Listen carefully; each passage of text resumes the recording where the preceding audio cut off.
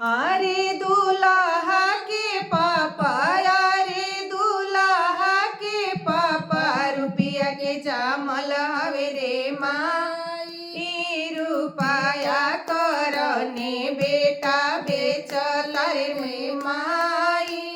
रुपया करने बेटा बेचत रे माई। रुपया करने बेटा बेचत रे माई। अरे माई दुल्हन के पापा, अरे माई दुल्हन के पापा, दिलदार हवे रे माई। तौली बिछाई रुपया गिनत रे माई। तौली बिछाई रुपया गिनत रे माई। तौली बिछा अरे माई को हबर बैठल, अरे माई को हबर बैठल, दुल्हनी हंसत रे माई। हमर पापा नौकर खरीदत रे माई। हमर पापा नौकर खरीदत रे माई।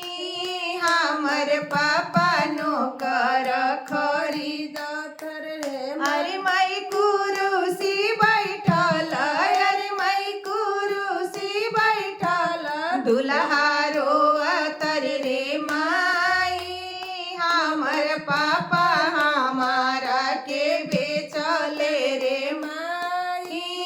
हमर पापा हमारा के बेचले रे माई। अरे माई दुल्हन के चाचा, अरे माई दुल्हा के चाचा, रुपया के जामल हवे रे माई।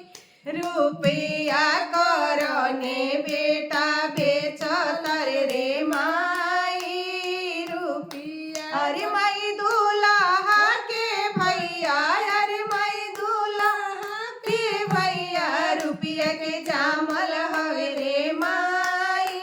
रुपया करने बेटा बेचत रे माई। रुपया करने भाई बेचले रे माई। अरे माई दुल्हन के चाचा, अरे माई दुल्हन के चाचा, दिलदार हवे रे माई।